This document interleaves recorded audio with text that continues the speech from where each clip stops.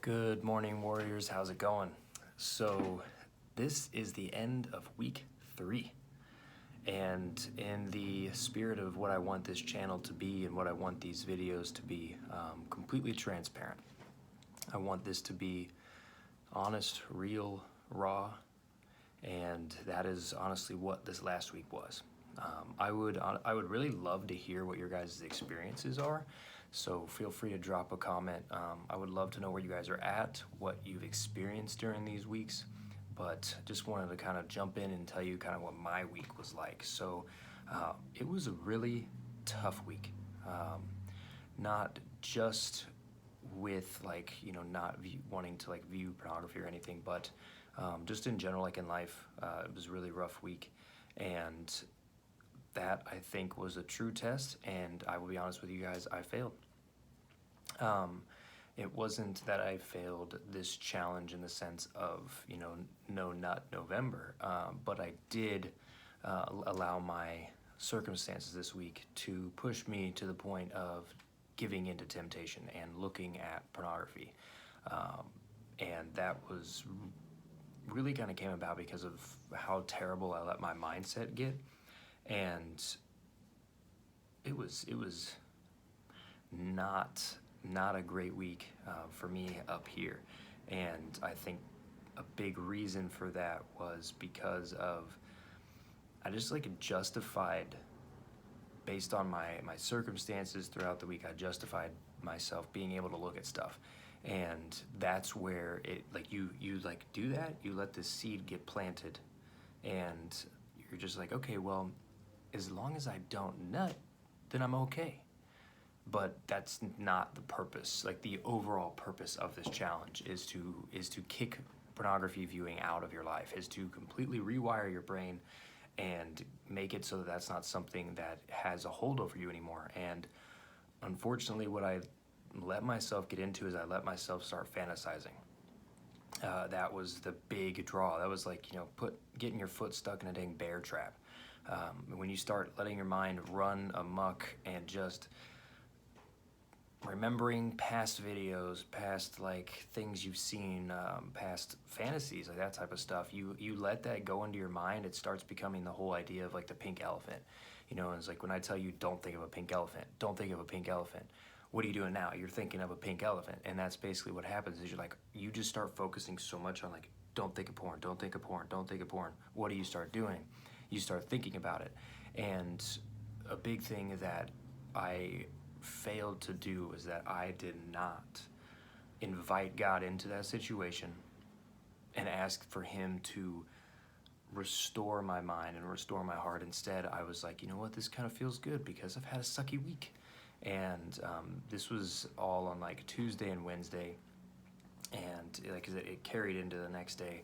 And what ended up happening was I pretty much got to that point where God was like, I've had enough. I've had enough of what you've been doing, and I'm gonna basically do something to break you.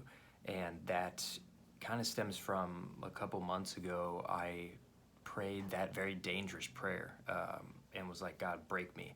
And let me tell you guys, ever since I did that, this has not been an easy season of life. And I think that's part of the reason why I wanted to start this series and do this challenge, was because of that. And I mean, that came from family troubles, issues with family's health, COVID in general, different things with me mentally, that type of stuff. And I'm going to tell you right now, God is breaking me. And basically what happened on Wednesday morning was that I woke up around midnight, 12:30, something like that, and just I had to go to the bathroom, pretty normal sometimes. And as I was standing there, all of a sudden I started getting super hot. All of a sudden I was starting to black out. I almost passed out. I walked out of the bathroom. I just laid on the floor, and luckily Anna, my wife, was awake with my son, and she was like, "Are you okay?" And I was like, "I think I'm gonna pass out or something." And I mean, I went on to full blown my mind was like not there. I was just like talking extremely slow, barely getting words out, hunched over the toilet, that type of thing, and had an insane panic attack because of that. And I was like, I'm gonna die. Something's going on with me. And basically, in that moment, God was like, "You're gonna confess, and you're gonna confess now." And so he he forced me to confess and get this out of my life, because what I was doing up to this point was allowing myself to start over here and be like, but just little thoughts and things like that. And then without feeling guilty about any of that, I just kept going, kept adding on the times, and it was taking me out slowly, like in my relationship with him, but it's also been slowly destroying my relationship with my wife. And he was like, I'm done with that. You're done with this.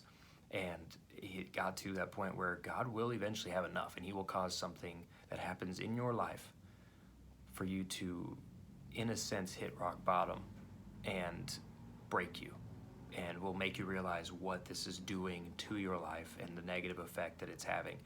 And it was really interesting because I was talking with a friend, and he was telling me about, like, when you seek out God's love, you start seeing it in different places. And I was like, that's a really interesting viewpoint. This was the night before this happened. And I was like, okay, I love that viewpoint. I'm like, start looking for different ways of like how God's showing you love. And even though that situation sucked and I had to basically sit in my disgustingness, in my sin, and then had to confess that to my wife, who I'd been hiding it from, I started to see that like that was also a way that God was showing his love to me, because he was like, I have a larger plan for your life, and your life will not improve whilst this sin is still there, while porn is still in your life, while like fantasizing about other women, all this stuff is still in your life. You will go nowhere. Your life will stay exactly where it's at, and you will not reach the goals that I have for you. And I was like, holy cow, that is a huge revelation. And so that whole time, that sucked terribly, but I look at it as like how God was basically like, I love you too much to let you continue in this way with your life. So I'm gonna put this in it so that you get it out there. And the biggest thing to do, guys, that the only way to really fight this is to get it out in the open. It's really a sin that thrives on the darkness, thrives in you feeling isolated and alone. And I'm gonna tell you guys something. Your story is not unique. There are tons of other people who have dealt with the same problems that you have. And that's what I wanted this channel to be. And then like, so we can create a community where people can be like, this is what I struggle with. This is real. And honestly, like, when you have porn stuck in your life, it causes your life to like freeze. Like, you think you're going somewhere, but you're really not doing anything, because you can't get past this one barrier. And there's so much, there's growth, there's love, there's amazing relationships, there's life on the other end of where you're stuck because of pornography. And the thing is, you gotta do is you have to have God's help to plow through this wall and end up on the other side and end up in life. And I mean, I have a few friends who have been free from pornography for a couple of years, and they're so joyful. And I just want that. And that's what I want to be here to like model for you guys too. And just realize like, I'm also struggling. This is something that I've dealt with since I was 12 years old. 12.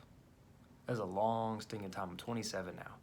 That's like 15 years of having that stuff wired into my brain and like creating these pathways in my brain that like seek it out, and that like addictive property that pornography has to people because of the dopamine and all this stuff that it like, your brain craves it.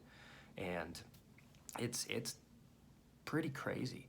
And just like through all of this, like God has really just been showing me places that I need to work on in my life. And one of the biggest places, and I don't know if this is the same for you guys, but one of the biggest places I need to work on is up here. Because your path to success with winning this battle against pornography in your life and the stronghold that it has is gonna start up here. Because if you don't start battling where your mind takes you, you won't go anywhere. Because physically, yes, you can keep yourself from nutting, but if you're sitting here by yourself fantasizing about things, or you're even looking at stuff like I did and justifying it, well, I'm not like finishing, you know, so it should be okay, right? No, because it's the pornography that's causing your brain to think negatively about like sex in general. I'm gonna tell you right now, it's all fantasy, it's all fake. No real woman will live up to those expectations, and that was something I had to find out. When I got married, it was like pornography was an unrealistic standard for what I thought sex should be, and it's very negative. It has had a very negative impact, and I just want to warn you guys against that. If any of you like who are not married, but then also those of you who are, it can destroy, because your wife will feel like she has to live up to some unrealistic beauty standard of these like porn stars, and that's not something that she can do, because you need to have your mind and your heart renewed in Christ, and God can do that. And that's something that has been really big for me right now, as I've been going through a couple of books. And so one of the books that I've been going through that has actually shed quite a bit of light and made me not feel so alone is called Your Brain on Porn.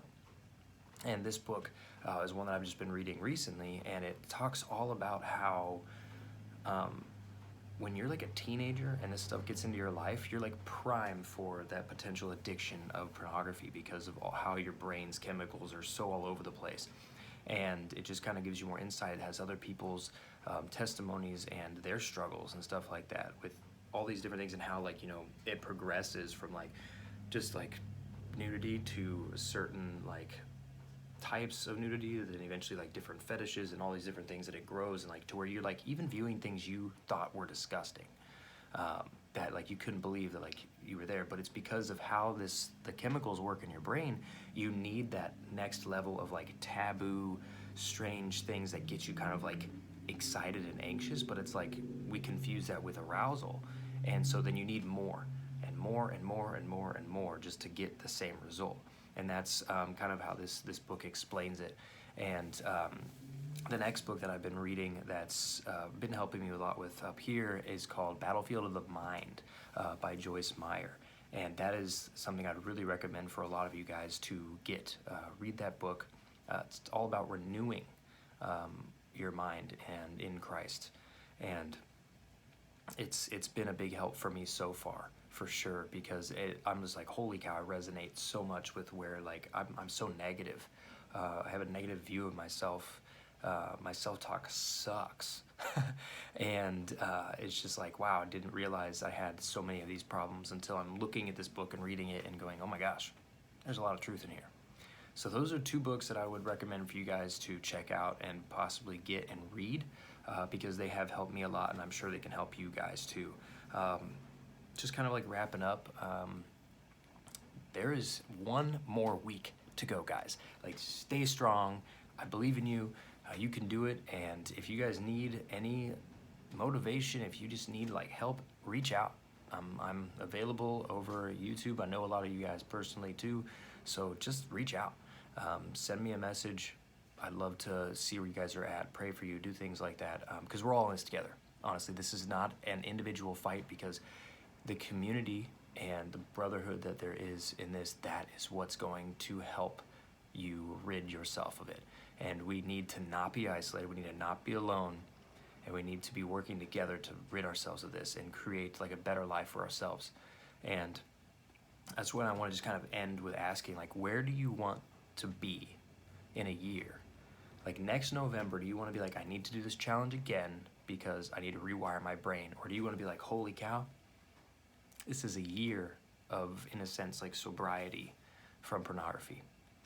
And honestly, I want to be there with you guys, and I'm going to strive to do that. But remember, it is one day at a time, and remember that you are not alone.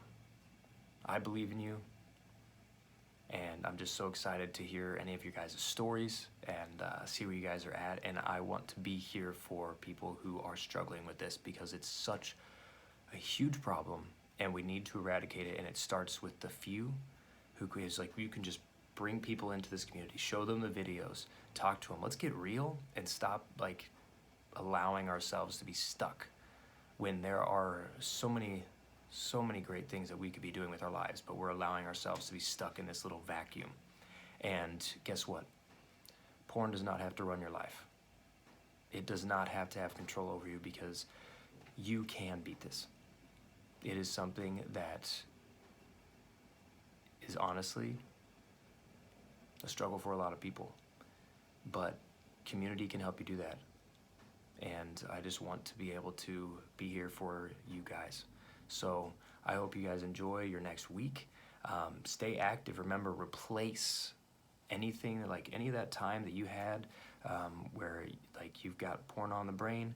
Go do something else. Go get active. Go do something. Go on a run. Go on a walk. Be active.